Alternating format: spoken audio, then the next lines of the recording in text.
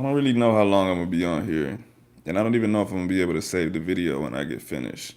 So that is really the purpose of this, right? The purpose of this is for me. Ooh, I almost ended the stream right there, bro. That's exactly what I had to do one of these. So this is super random, and obviously I gave nobody a warning because it's not that important if anyone shows up on here. If someone does show up on here, then I'll know that I can do a random one and someone will show up.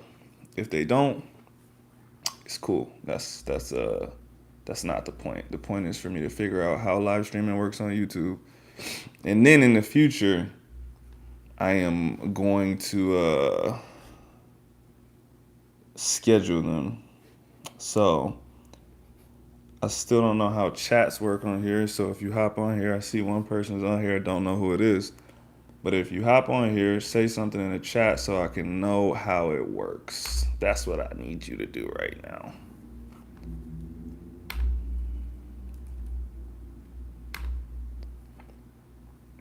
And if you're on here and you're not listening, I gotta question what you're doing here.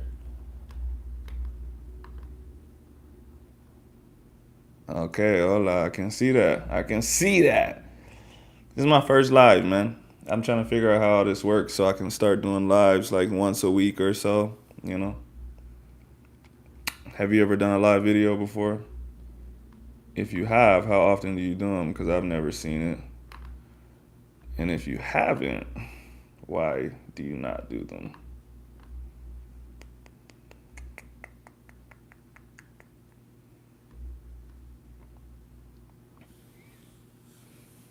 Okay, you've done some. I'm guessing they were lifting lives, right? Oh no, yeah, the chest one. I was supposed to drop in on that, but I got busy. So, but next time, if I see it scheduled and I know when it's gonna be, I'll show up in there and talk a little bit of shit.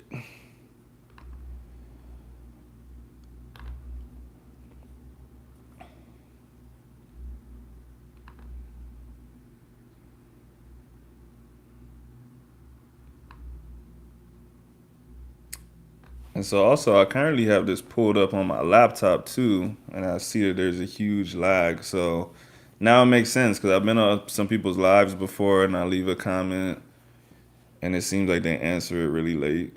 But I'm seeing the difference between what I'm seeing on the phone and what I'm seeing on the laptop. You're gonna try it again on Saturday. Okay, depending on what time you're doing on Saturday, I won't be able to do it because I lift with my coach on Saturdays. But if it's at the right time, I will drop into your YouTube live and I will say some good things. Some good things. There's two people watching. Who's the other person? Don't be silent. Let me know who you are. And let me know why you're here. Are you a spy? Are you here to report bad things that I'm doing? Or are you here to show me some love?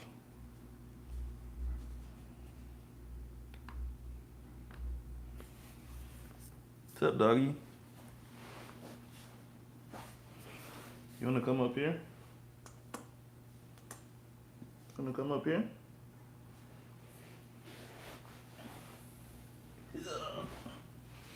This is my dog. He doesn't really want to be up here. But he just doesn't like that I'm not sitting on the couch, so. Who is the other person in here? There's two people in here.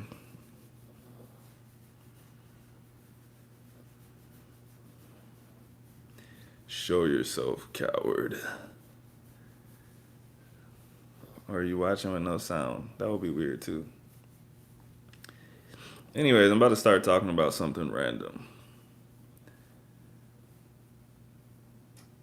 Oh, what do I want to do when I go live? I haven't decided yet. So this time I just started this live, right? Just because it's my first one, so I needed to see how it works, so that when I do them in the future, They will be focused, and I'll know exactly what I'm doing, and I won't be fumbling around like I am right now, right? So, yeah, I don't know. I don't know exactly how I'm gonna do the lives. They'll be more specific though. Right now we can just like chat about anything, but I'm gonna have dedicated days where it's maybe, strength and conditioning stuff. Other days where maybe it's purely Spanish stuff. I might even put my workouts on live. I don't know. I gotta see how long these go. I don't know if there's a time limit or not. Like I said, I've never done YouTube live. I only do Instagram live. So trying to do more stuff on YouTube. Trying to use different avenues because sometimes I don't really feel like recording a video. So it would be easier to do something like this if I could just hop on live at a scheduled time. Have 10 or so people drop in and ask questions or give me something to talk about. It'd be way easier than trying to come up with a topic and talking to myself. Even this right now, just you leaving the comments makes it way easier. I don't have to like fill in the space or whatever, right?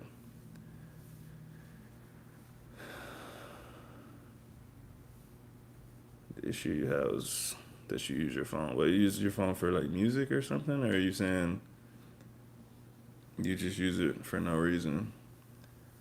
My coach like kind of bans me from using my phone while I lift with him, just because I'll end up taking like 3-minute breaks, 4-minute breaks, because I'll be on my phone.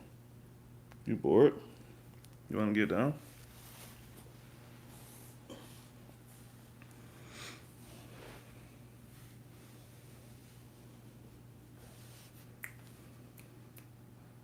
Go inside.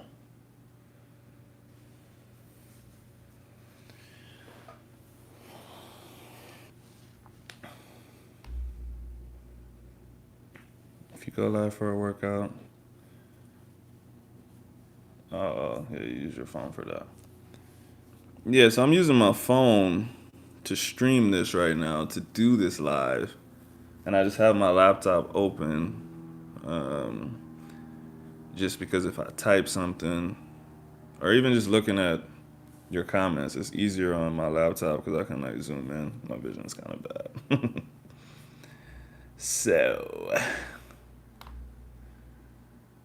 I still want to know who the other person is. Is that a thing? Can I see who the people are? Because on Instagram Live, you can look at who is in the live. Right now, there's a creepster. There's a creepster in the live, and I don't know who it is.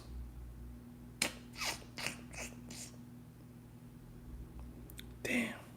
Can't see who it is. That seems a bit unfair.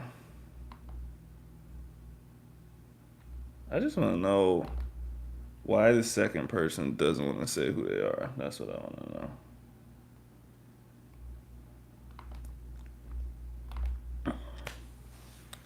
Anyways, either one of you, if you want to give me something random to talk about, I'm at 8 minutes right now. I'm not doing this for longer than 15, 20 minutes. Like I said, I just wanted to, how are they not listening? I don't know, bro. I think they are listening. That's what I'm saying. I think they're watching, and I don't know why they're watching. They're clearly not watching to participate, so that really makes me question why they're watching. Maybe they don't understand English. I didn't take that into consideration. Maybe they're using this to practice their English, and this is too much English for them. Who knows? Here, let me check.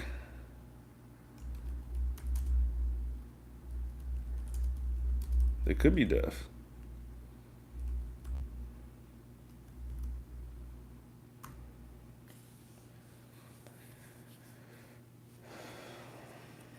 I'm actually like really curious now. I really want to know who this is.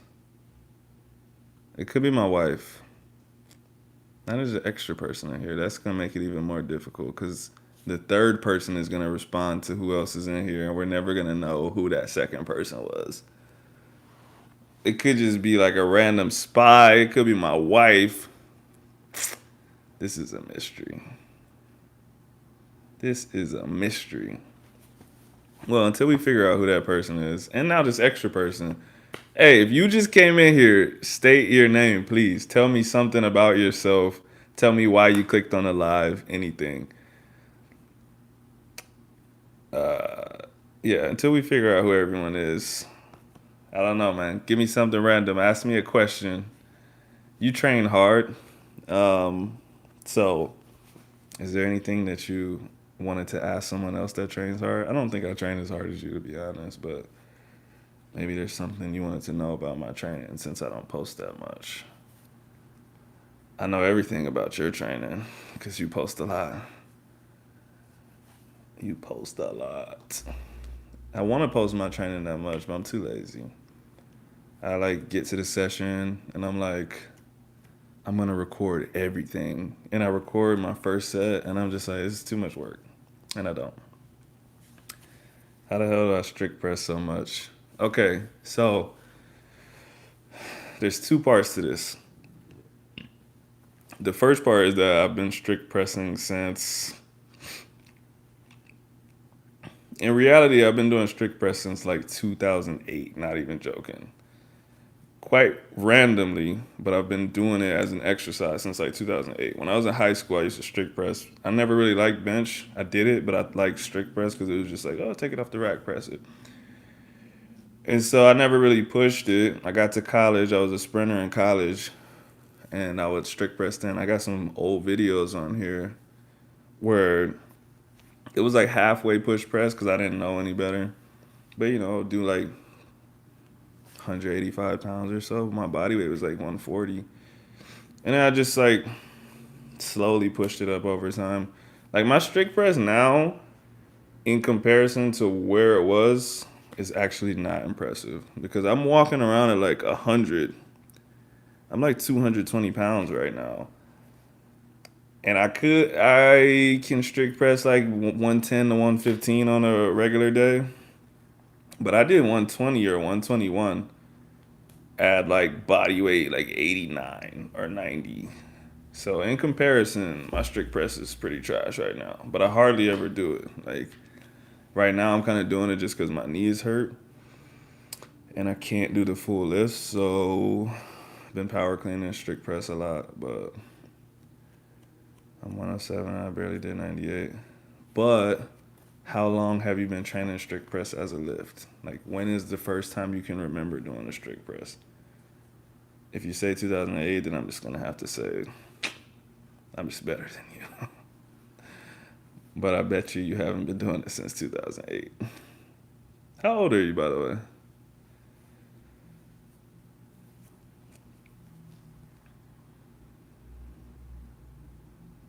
"2013.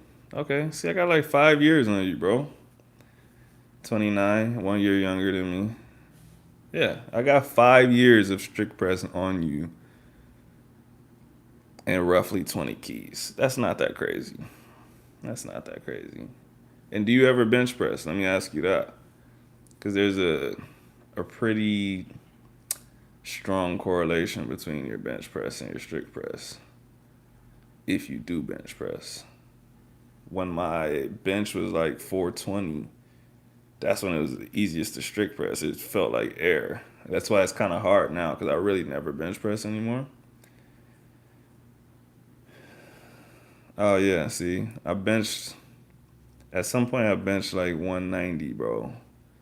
And so 120 strict press relatively was pretty easy. Now, I think if I pushed it, I could bench 170 or so. Without getting back into like training bench. And so strict pressing is tougher for sure. Just it feels like I'm gonna be able to strict press it. Like I failed like 117 the other day or something like that. 117, might have been 115. I don't know. But it was like I was gonna push it, and I was like, nah, like I can't, I can't do it. So I'm an all or nothing kind of guy. Either the lift looks easy, or I just can't do it at all. Now we have two people in here that are not saying anything. I have to know who these people are. If you're listening to this right now and you don't tell me something about yourself. Why? At least comment and say, I'm not telling you anything about myself because this.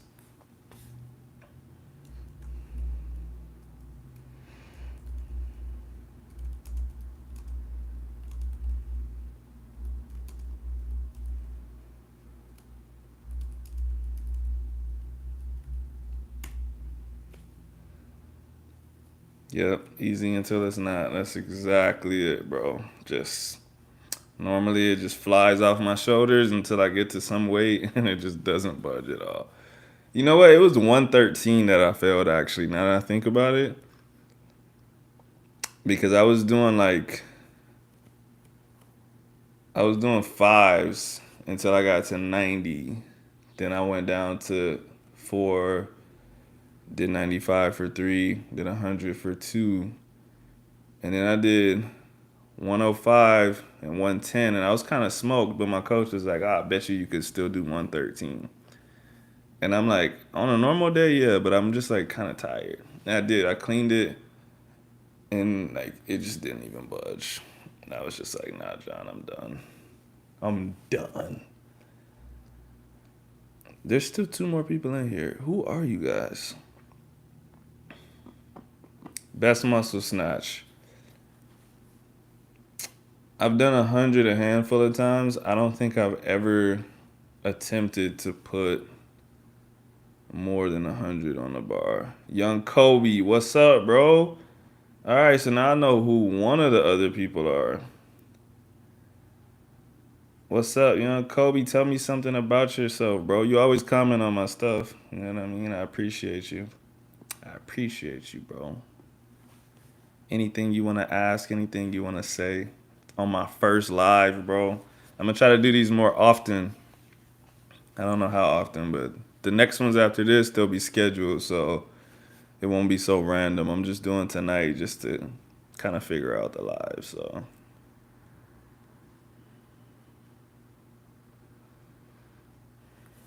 But yeah, 100. I've done 100 a couple times on muscle snatch. I've never even tried 101 plus. My coach hates anything that is not the classic lift. He's disgusted by it. He doesn't let us do powers, muscles, hangs, none of. Well, we do hangs. We do hang snatches, but that's even after you do a full snatch.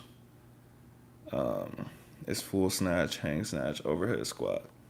But as a separate movement, hang snatches, muscle snatches, power snatches, all of that stuff is like a straight up no go. Neither. According to the lead athletic trainer at my facility that I'm a coach at, he said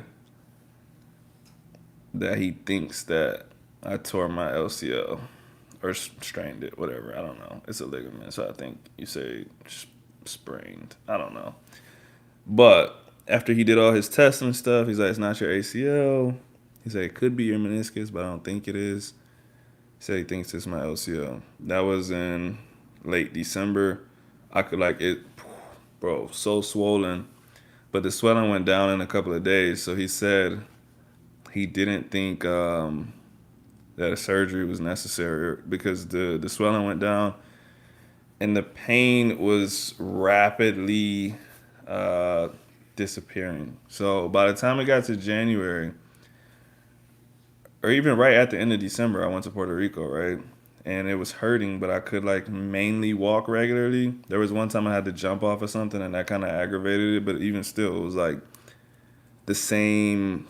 It wasn't like a crazy sharp pain. It was just like, ooh, that wasn't good. And then in January, I started like actually doing stuff on it. It's at the point now where I did a couple bodyweight squats on Saturday for the first time. And John wants me to try the back squat tomorrow, like just the bar or 60 or something like that. And so hopefully, we got a competition in April. Hopefully, by the time March rolls around, I can be actually training.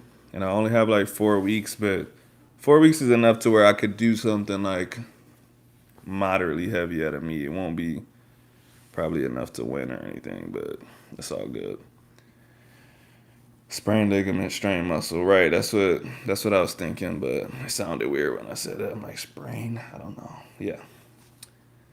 Play basketball for my school, and I'm trying to get better lower back flexibility. What do you need lower back flexibility for? What made you say that? What made you think about that? Did something happen where you're like, "Ooh, my lower back's not flexible enough"? Or did someone tell you that you need more lower back flexibility? Because I'll be interested to know why they said that, especially in basketball. And I still don't know who the third person is. I'm convinced that someone opened the video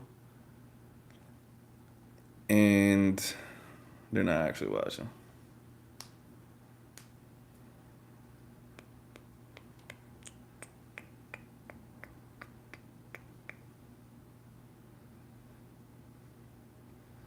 That's perfect, young Kobe. You're in the right spot. We got two coaches right here that will be very confused about your lower back flexibility and potentially help you. So you came to the right YouTube live.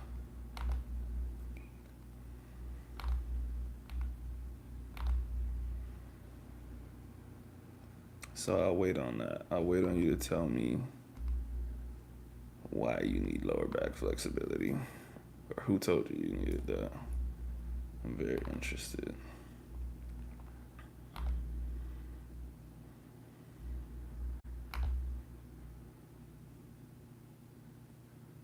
Now there is another. If you're watching this, tell me who you are or tell me why you're watching. You don't have to tell me who you are. That's private information. Tell me something about yourself or tell me something. Why are you here? It's feeling me running. It cramps easily and I thought it would help my vert. Your lower back is cramping when you run. I will have a ton of questions about things things that could make it cramp. First of all, I would want to know like how often are you running? And like what is your warm up like for your run? Are you getting prepped or are you just like going from nothing to sprinting? Like are you just walking into the basketball court and your coach is like, "Hey, we got suicides. Let's go." Um and then there's also the way you run. So like I was a sprinter in college. I was a midi and a long distance runner in high school, and like a lot of people just suck at running. If you've never been coached to run, a lot of people like run back like this, and that does make your lower back hurt, and it will cramp up. So it could be the way you're running. It could be, like I said, an issue with prepping for the run. You could be going from nothing to running. That's not good. Does it cramp during anything else? Does it cramp when you're playing basketball, or is it like purely running? Or like, yeah, I just need a lot more information. Not saying that I will be able to help you, but potentially I could with more information. And like I said, you got another coach in here too that might might chime in.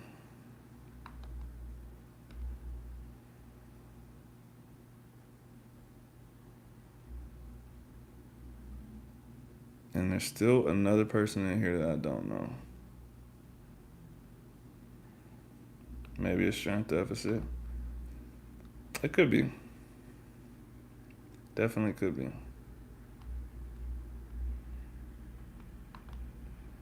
Say both, but mostly when I'm running. What about do you guys do any strength and conditioning at your school? I don't know. How old are you? What grade are you in? And what is your vert, if you don't mind me asking? It's a bit random, but I'd like to know. It might give me an idea of your level. So like roughly how much do you weigh? How tall are you? What's your vertical? And what grade are you in? I know that's a lot. I'll say it again if you need me to.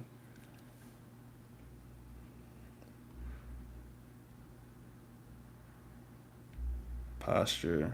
Yeah, that in the warm up. That's what I think too. But you never know. You never know. Like I said, it would help if I knew more about you. If I knew some stats.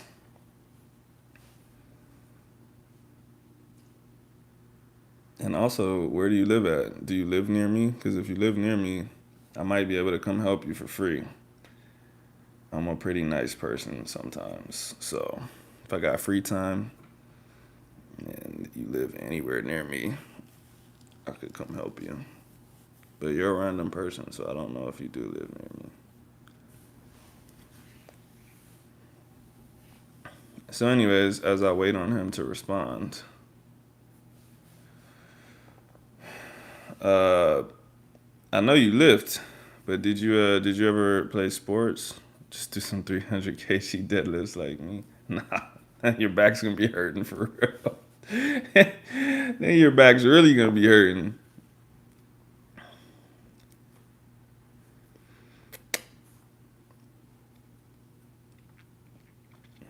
Now there's 6 people.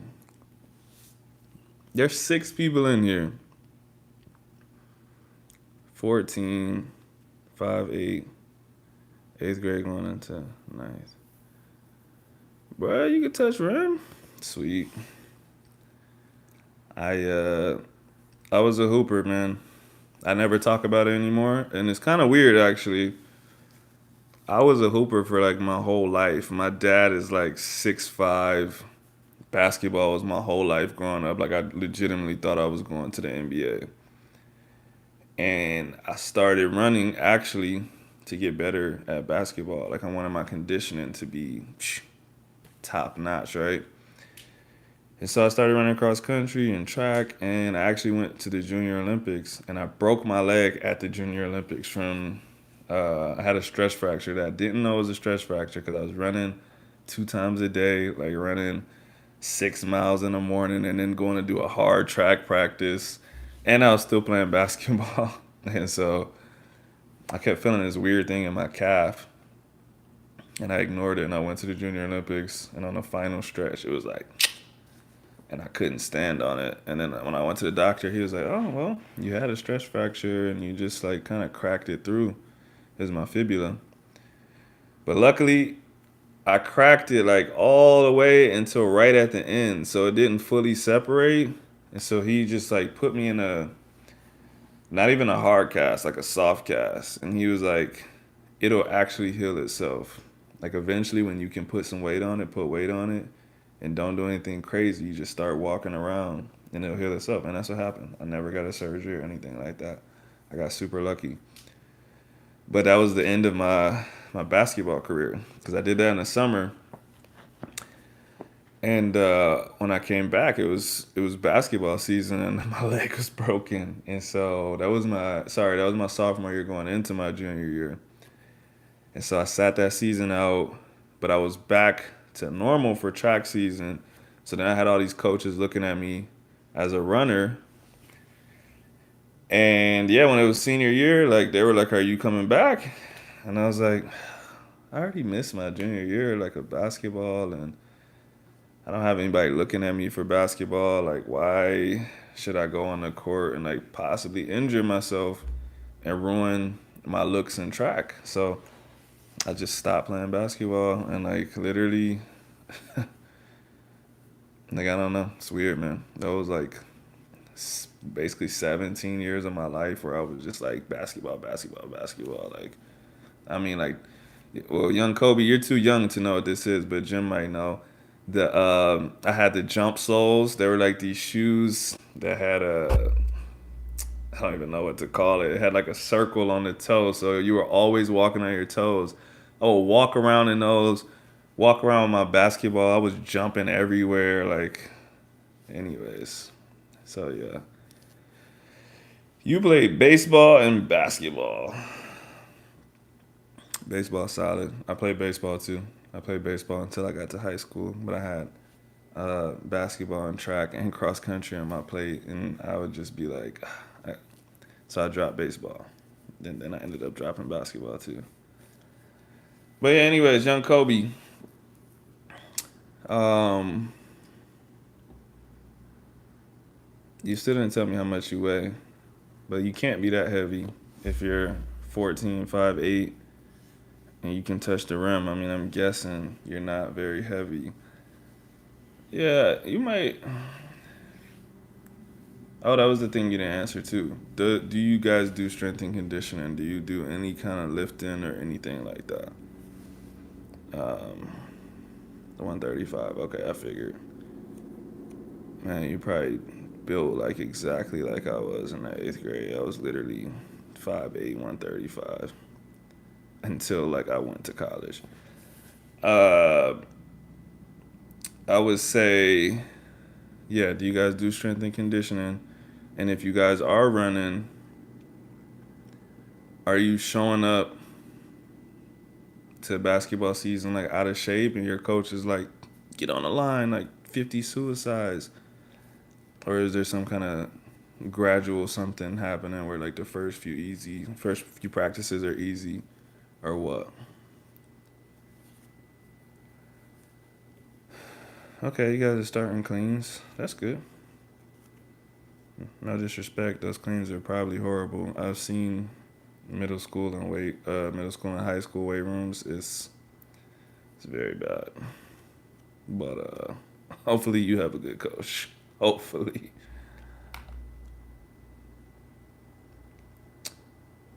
Um, yeah, like without seeing you run, I'm gonna have to guess that it's probably a posture thing. Like I said, I've seen enough people run, especially kids, where they're like way too far back when they run, and that puts a lot of stress on your lower back. But it's something so many people do that everyone's like whatever. Um, that's cool though, man. I didn't know you were a hooper like that. I mean, I kind of figured your name's Young Kobe. We got 5 people in here. I know who 2 are. And I can even assume that one of them is me. If I assume one is me, there's still 2 people in here that haven't announced themselves. And you're just watching.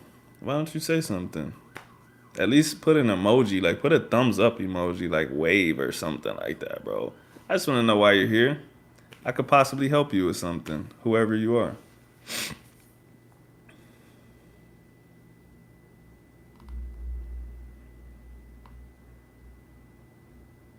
Very interesting.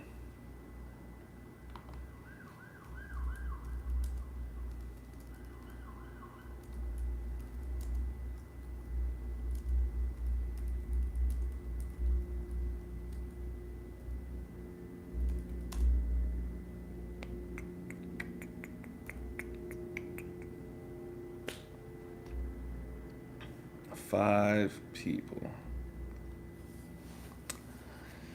Oh, man, I've been on for 33 minutes. I said I was going to get on for 15 minutes. So here's what I'm going to do.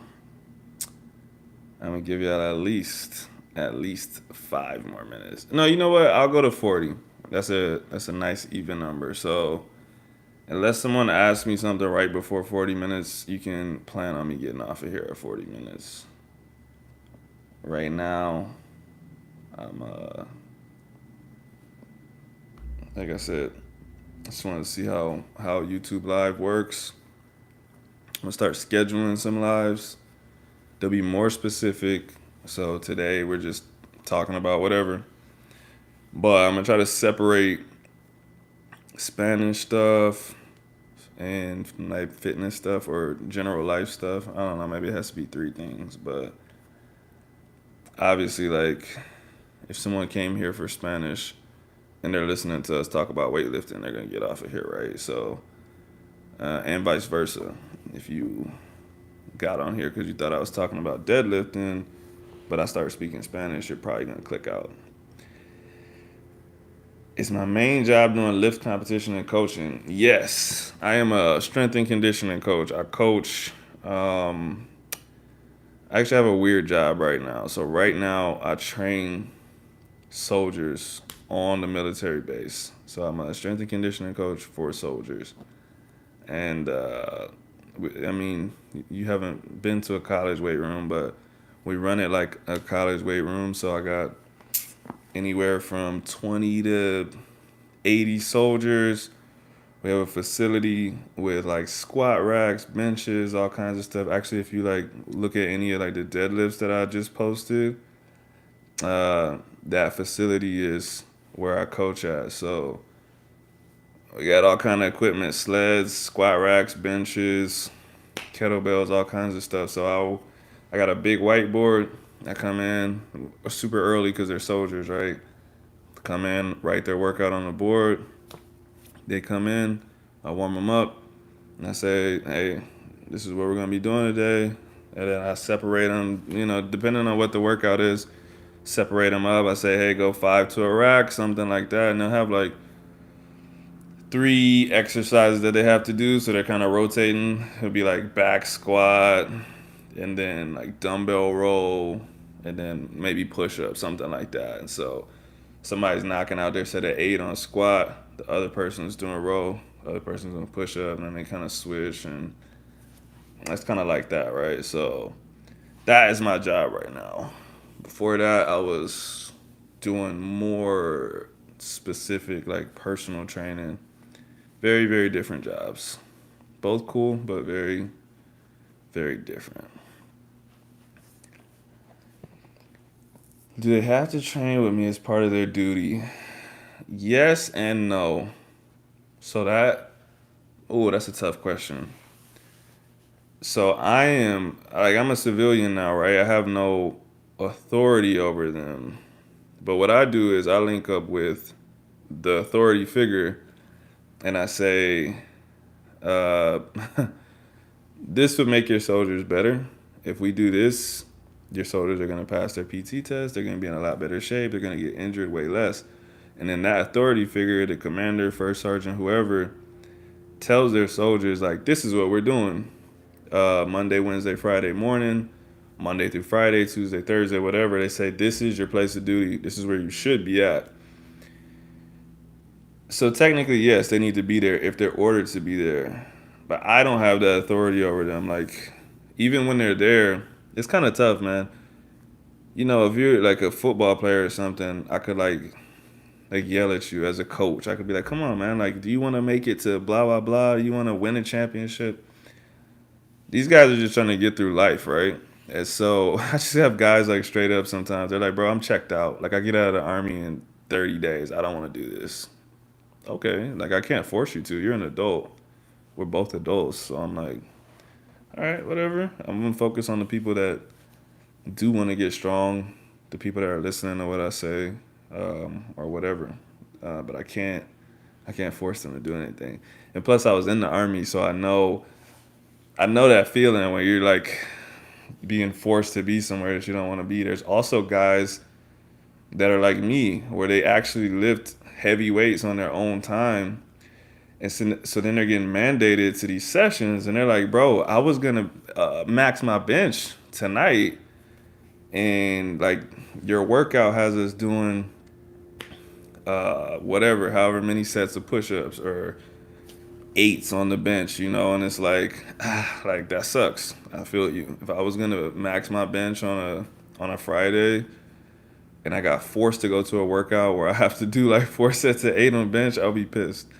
So I can't like I said, I can't force them to do anything, and I don't even get mad either. Like if you say like, nah, I'm doing my bench max tonight, I don't want to do this.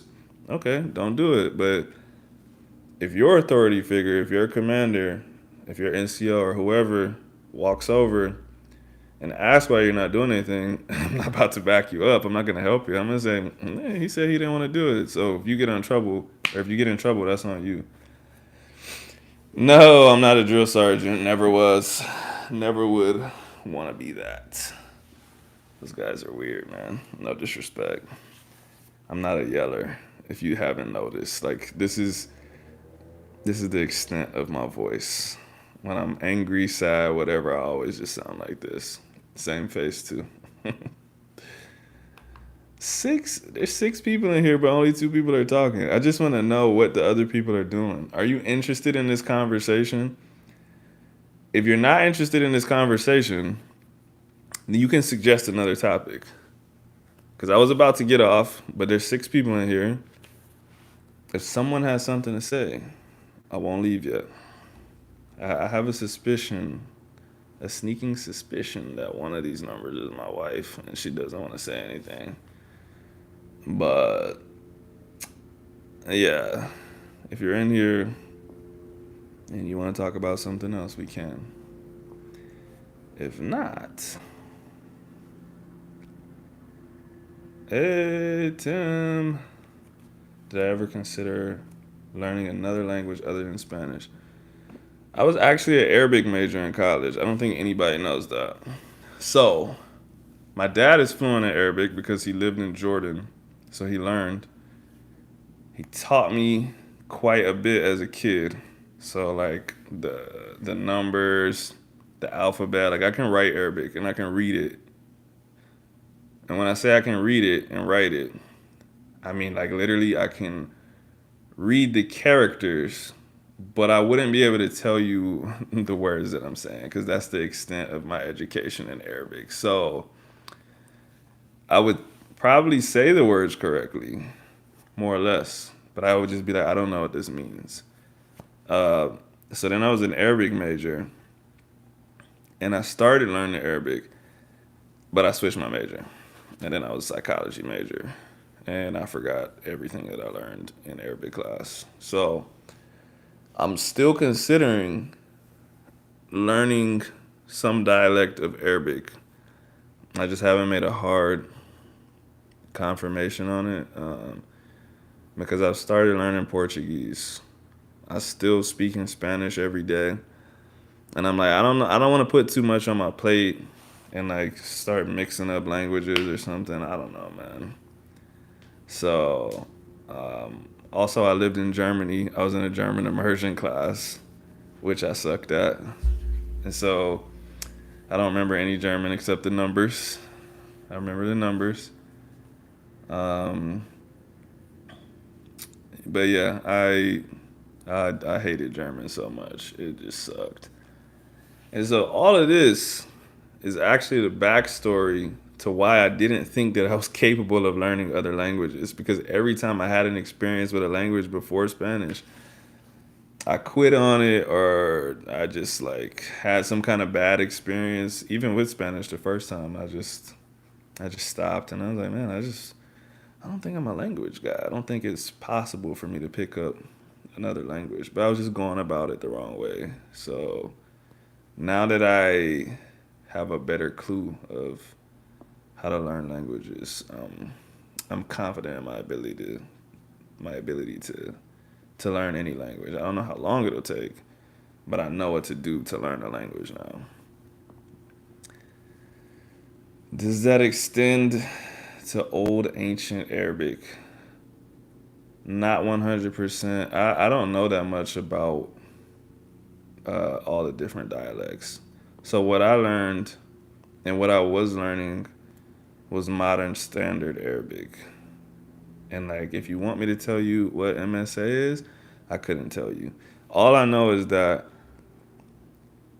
you might know, but all I knew was that it was something to link the dialects so that somebody from Egypt could potentially talk to someone in Morocco or something like that. Because it's not like, if you're from the UK, you speak like a different English. Have a good night, bro. If you're from the UK, you speak a different English than I speak. But we really would have like no trouble understanding each other outside of the strength of your accent. But with Arabic, it's like someone in Palestine and someone in Morocco or Egypt would like straight up be like, I don't know what this dude is saying. So from my understanding, modern standard Arabic was something that linked the people together. So that's what I was learning. How commonly is spoken or whatever. I don't know. I don't know anything, which is why I haven't made a hard confirmation on learning it because I actually need to look into um, yeah, linguistic evolution. Yeah, 100%, bro. But yeah, that's why I haven't pulled the trigger on it because I need to look more into how many people speak what everyone thinks of the other dialects. What am I gonna potentially run into the most? Where would I maybe want to visit in the future? Just things like that. There's certain accents that are like widely regarded as disgusting in every language, right? So I don't want to offend anyone, but there's just like certain accents where you're like, God, that is an awful accent. Like, it's just awful. I think the way people talk in New England, I think is really weird. I'm not gonna say it's disgusting or anything like that, but if I didn't speak English and I was learning English, that's not the accent that I would want to pick up. So when I look at accents, I like to look at stuff like that, dialects, accents. I like to see the general attitude people have about those dialects and accents because even if you think it sounds cool, if someone knows that you're learning, for instance, let's use English. If you're from Memphis, uh, or even Dallas, like my family's from Dallas, right? And so like double E sounds or single E sounds, like they don't say here, they say her, or they don't say beer, like they say burr. If you were learning English and you were talking like that, someone would say, "Hey, oh no, you're saying it wrong. It's beer." But then you'll be confused because everyone taught you like, "Oh yeah, you want some beer? Here, take some beer." Um, and so that's something that I would take into consideration when I'm learning a language. Am I picking a dialect where people are going to be constantly correcting me because they think that I'm saying it wrong on accident and not on purpose, if that makes sense?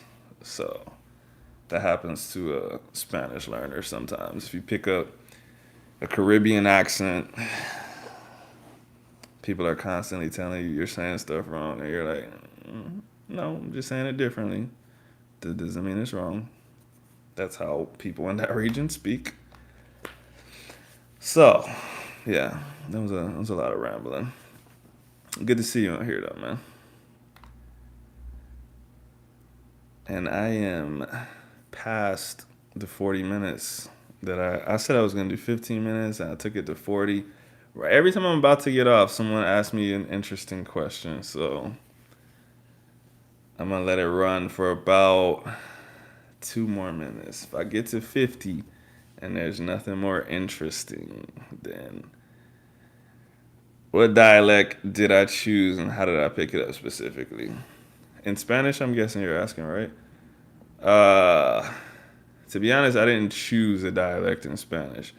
The person that taught me Spanish is from Colombia, and he's from a coastal part of Colombia, which is similar to a Caribbean accent. And so it just so happened that my barber is from Puerto Rico. Everyone that I knew that spoke Spanish is from Puerto Rico.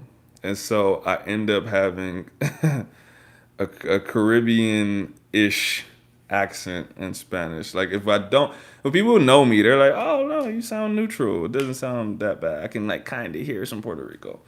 But when people don't know me, they just say, "What part of Puerto Rico are you from?" And I'm like, "Oh, I'm not from Puerto Rico." So that's the accent that I picked up, and I didn't do anything to pick it up. It's just literally, it's if you talk to someone, it's like your parents. That's how you got your accent in English. Like through your parents and all the people around you, you learned words and you said it how they said it, right? Like even if you like watch Peppa Pig or something like that, that's not gonna be your accent because it's about like the majority of the input that you're getting, right? Um, and so yeah, everyone around me is from Puerto Rico besides my wife. So that's what I got stuck with. And you wouldn't even know it until you're talking to someone else And they're like, oh, wow, like, you say that really differently. And I'm like, do I? I'm like, oh, that's the only way I knew how to say it because that's what I've been taught. That's an indirect compliment. I agree. I agree.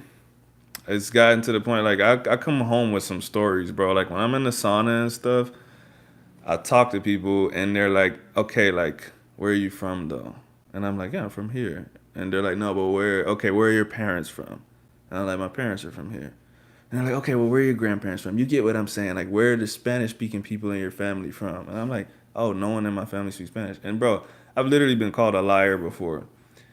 And I'm just like, why would I lie about that? Like, why would I lie about not having Spanish speakers in my family? Like, I don't know. It's weird, bro. But like you said, it's an indirect compliment, right? If they talk to me long enough, they'll figure it out. There's a lot of stuff that I can't say. Um, just because of a lack of experience in the language, right? But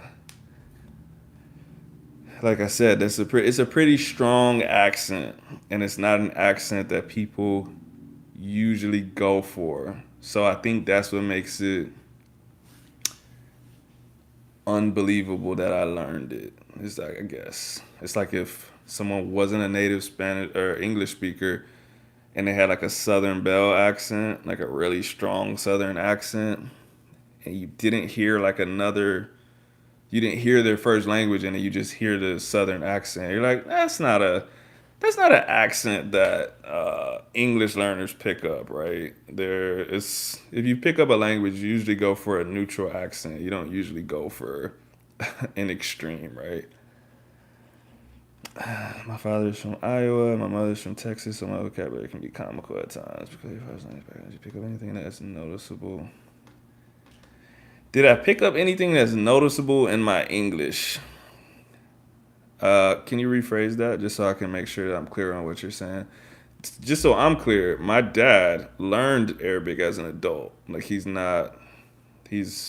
fully American and everything else. Like he took a trip he lived in Jordan for like 2 years on the Army's dollar to go learn Arabic. So that was also when I was a kid. So it wasn't like oh,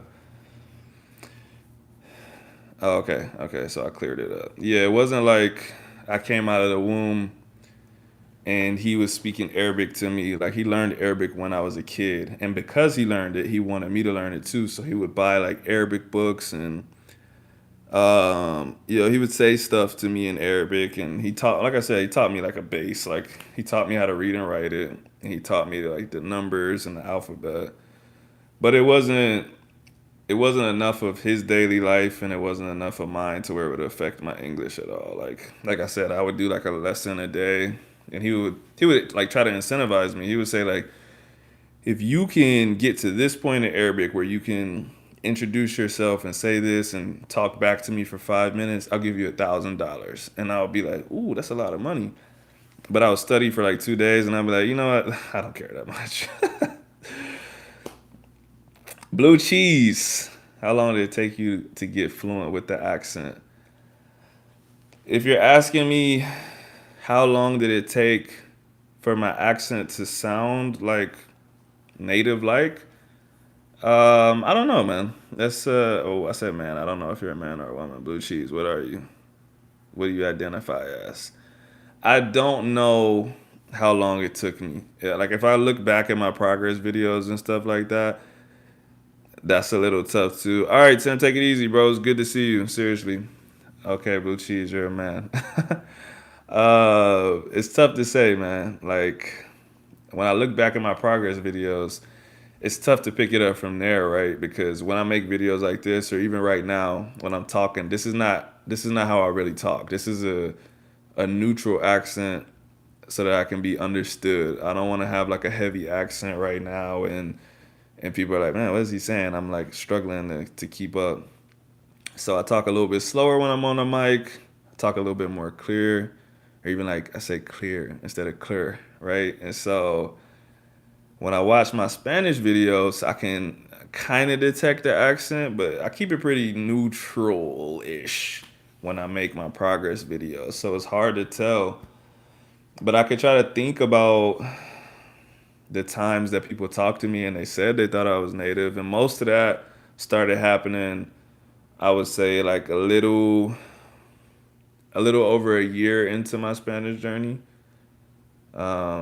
Specifically at the year and a half point, that's when it was like a normal occurrence. Every time I talked to someone in Spanish, they would just it wouldn't even be like a how long have you been learning or something like that. It'll be like I said, it'll be like, what part are you from, or like, where are your parents from. It would be like that, like at a year and a half or so. But like some of it is intentional. Like, you do have to focus on speaking like a native speaker if you want to. Some people say they don't care about having a like an American accent in their Spanish. That's not me. I care. I don't want like nah, I don't want that. So I like going places and people thinking I'm a part of the crowd. I don't want people being like, "Oh, that's the American that knows a decent amount of Spanish." I prefer them to make the mistake.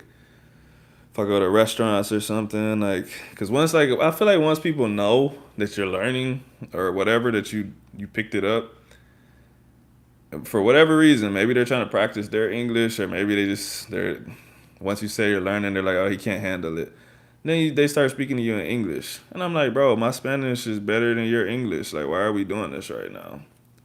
I don't know. So I prefer them to not know and just do my order in Spanish, do whatever conversation in Spanish, even if sometimes I know I could express myself better in English, but I would prefer them to think that I'm a native speaker, and I'm just like, "God, they don't know how smart I am."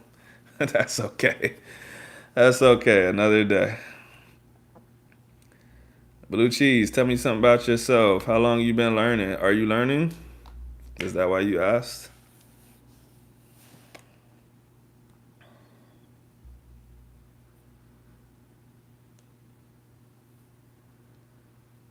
Have I seen you before, Blue Cheese, or are you a random?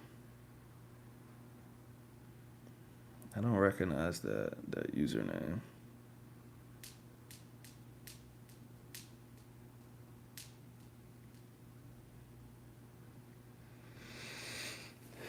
It's almost like they don't take you seriously. Oh yeah, no, 100%, bro. That's definitely the way it is. I mean, a lot of people are encouraging too. Like, I remember in the very beginning when I like couldn't string sentences together and stuff.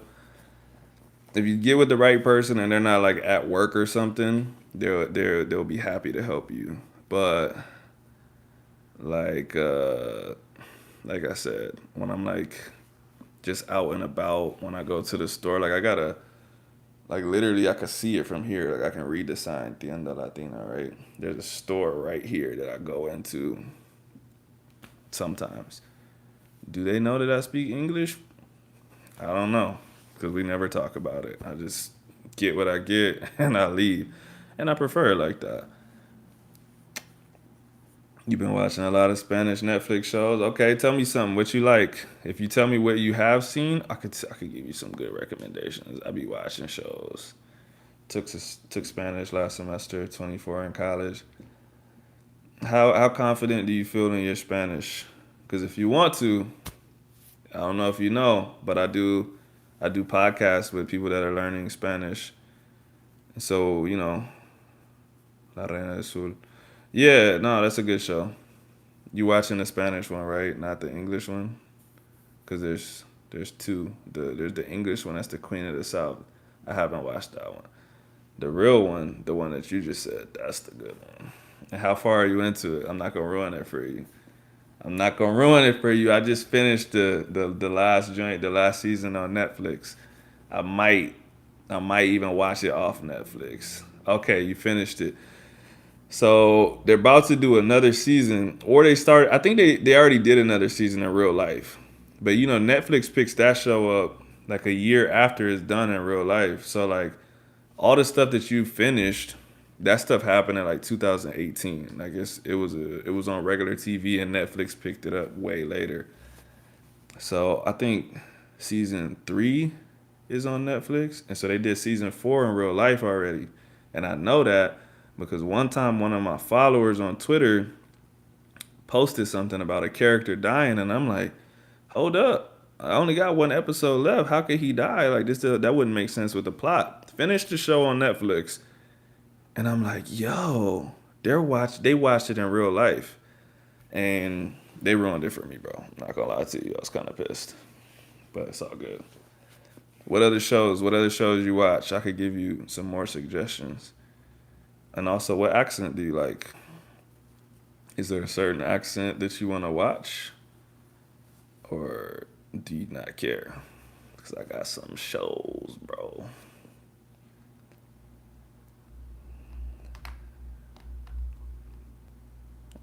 Matter of fact, you need some recommendations. Yeah.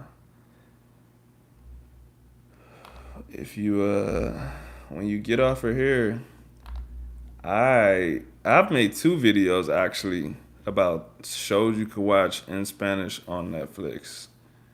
If you check my profile, I might have them in a playlist. I don't know, but it shouldn't be that far. If you scroll down, the first video, I did I think I did 10 shows, and people liked it. So I did a second one with 15 or so Spanish shows and movies on Netflix.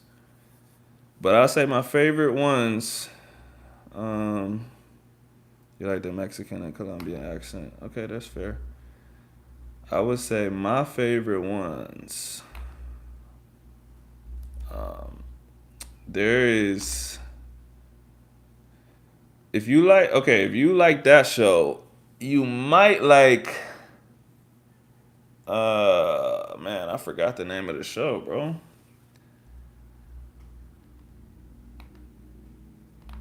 Oh, La Reina del Flow. Have you seen that one? Cause that one's good. It's a bit musical, but it's good, bro. Let me go to let me click on my own page on my laptop.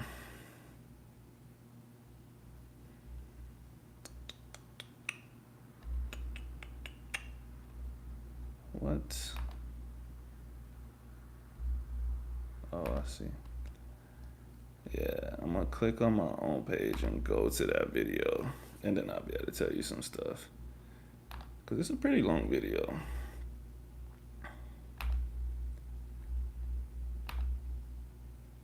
Yeah, nah, you gotta watch that, bro. La Reina del Flow.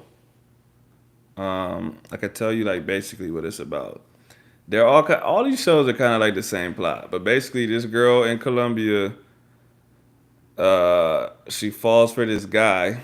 This guy sets her up with some drugs, puts her on a plane because she was a witness to a crime and he wasn't trying to go to jail. So he sets her up. She does 15, 20 years, something like that, in prison in the United States. And she's like, I'm going to get out and get my revenge. And yeah, she gets out, and the dude doesn't recognize her because it's been so long. So she got him falling in love.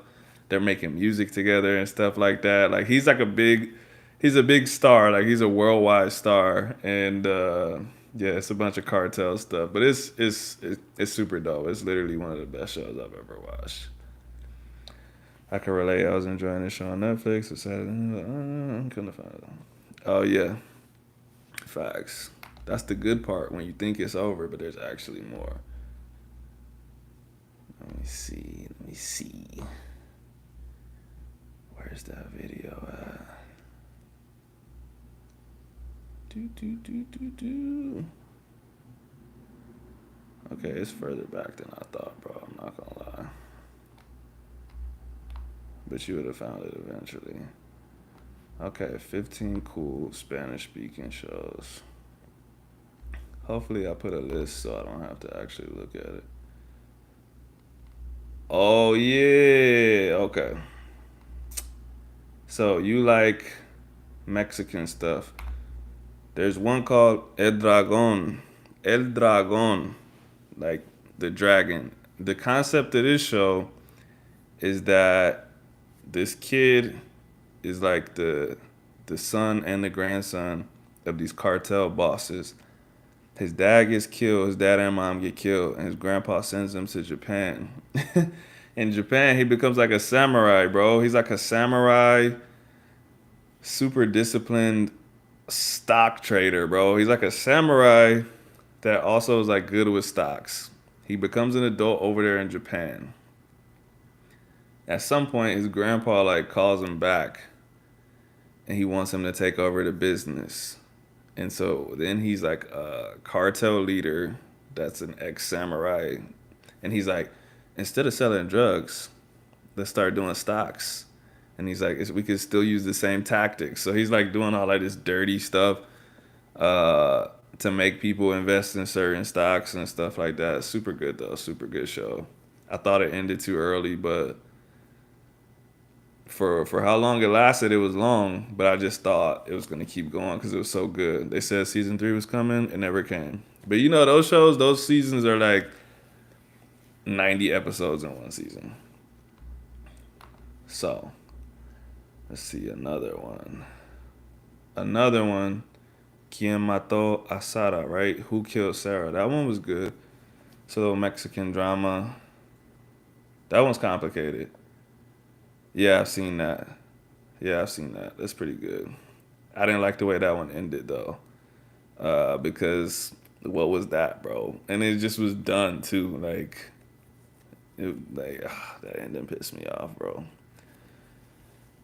But yeah, Who Killed Sarah? That one's good. Basically, these teenagers, brother and sister, they're out on a river with some friends, and then like his sister's like going paragliding, and that joint just snaps and she dies, and they're like, someone cut the lines. Who did that?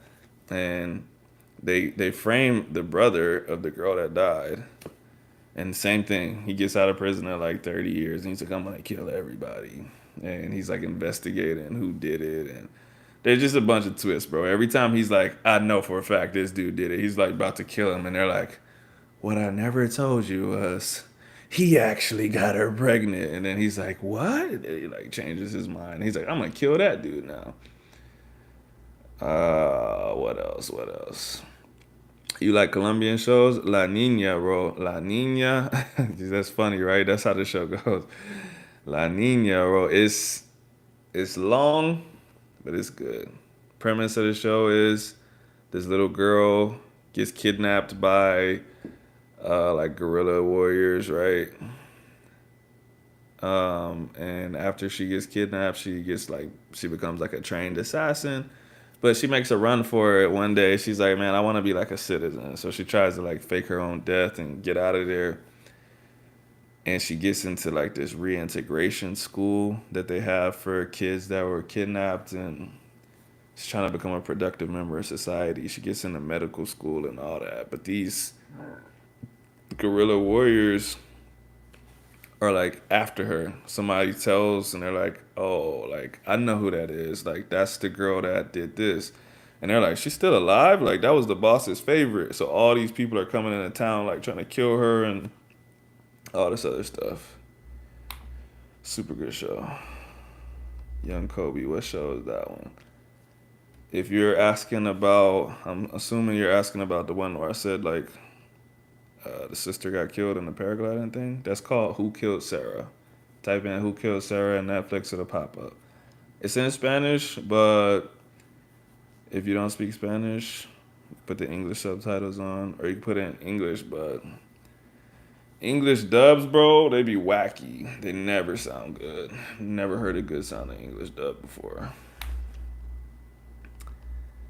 Let's see what other shows I put on here. Diablero, I don't recommend that. It's okay, but it's not that good. Let's see, Monson, no. Okay, there's another one called Wild District, right? Distrito Salvaje. And this one is also based in Colombia. Same kind of concept, actually, because this is stuff that happened in real life. So this kid got kidnapped, assassin, blah, blah, blah. Reintegrates into society.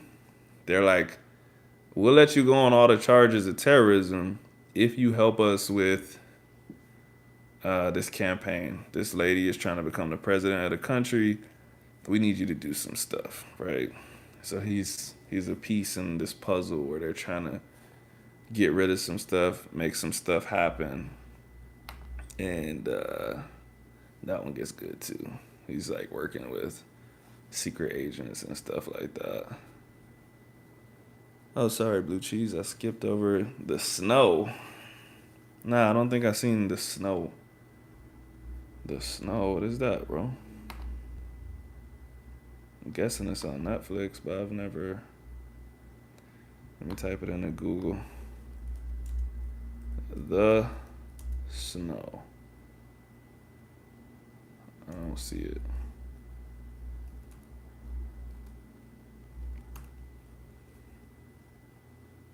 Oh, the snow.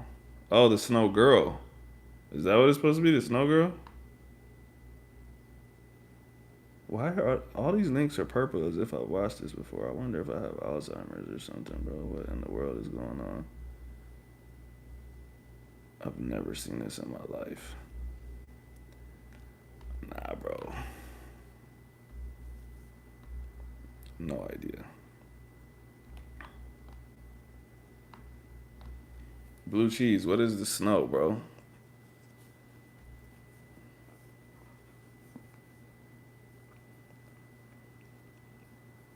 Oh, I guess I could put the names of the show in the. I'm gonna type the names for y'all. What did I say first?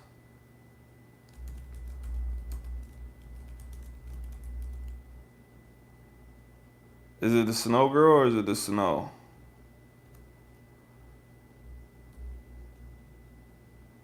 Um, the snow. All right, I gotta look that up. I don't think I've seen that. Forgive me. I'm on my laptop, so I don't have accent marks. Oh, it is the snow girl. Okay, I see it. I see it. Yeah, normally I would never commit these grammatical errors, but I'm on my laptop. ¿Quién mató a Sarah? Who killed Sarah? I think after I finish this video, it should still be up. I've never done a live before, so I don't want to lie to you. But I'm gonna figure out how to post the live or leave the live up, so you could just come through and click these. Or like I said, you could go watch the videos. I listed like 20 shows. La Nina, the girl. It's a good one. Which other one did I tell y'all? Distrito Salvaje. Distrito Salvaje. Wild District. Y'all go ahead and put these on your list. There was another one I told y'all about. Told you about that. Huh.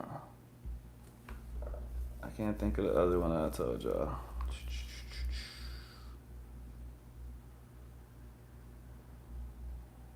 Oh, you wanna know a really good one? It's pretty short. Oh, okay, hold on. Let me type this one first. My ADD acting up. And Dragon. The Dragon. Another one that's really good. I don't know if y'all know who Nicky Jam is, but Nicky Jam, him and Daddy Yankee were like best friends. They made a lot of music together. He's a legend. Nicky Jam made a series about his life, and it's called El Ganador.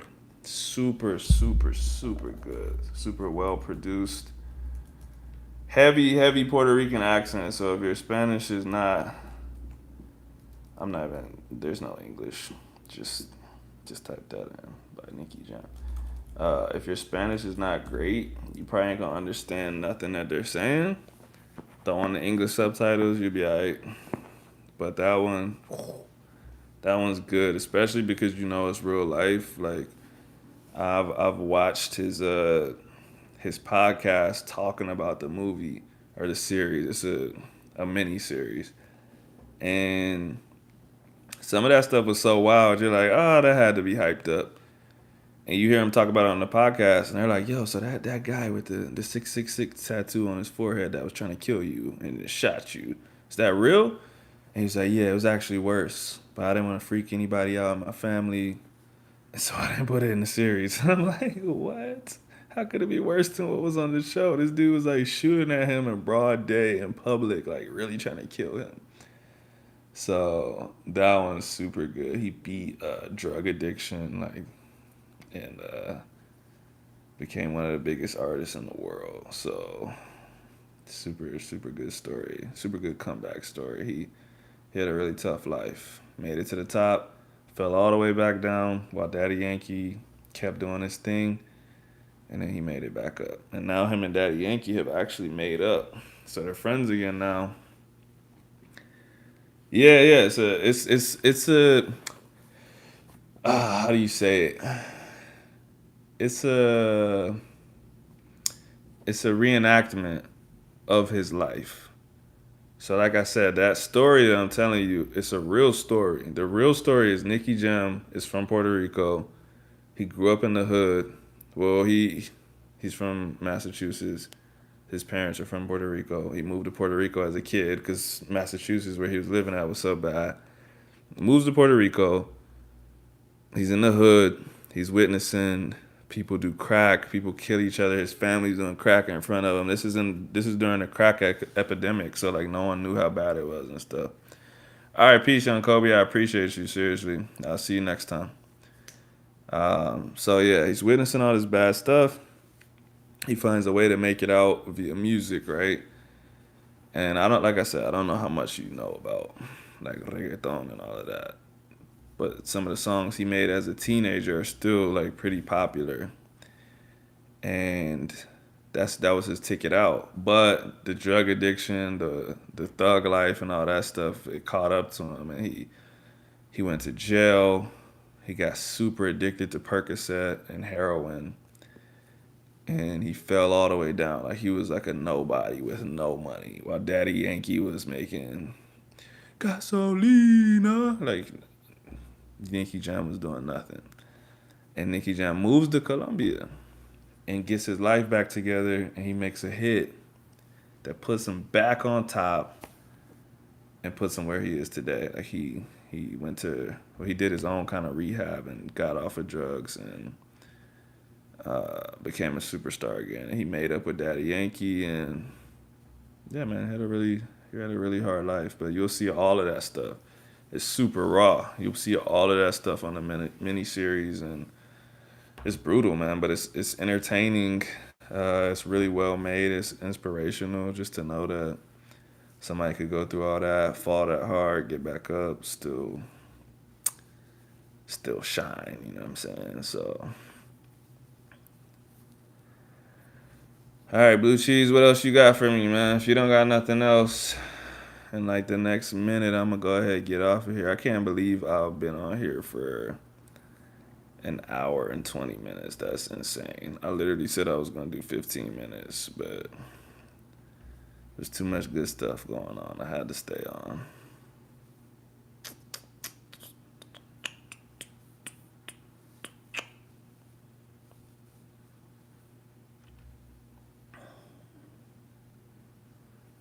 Oh yeah, but you never about to hit the sheets. Yeah, check out the videos. Like I said, I got like 2 other videos of recommendations on there. And I'll try to do like a stream like once a week or something like that. But I'll schedule it so you'll be able to see it before that time. But I appreciate you. I'm about to get off here myself. So have a good night. Thanks everybody for coming. Peace.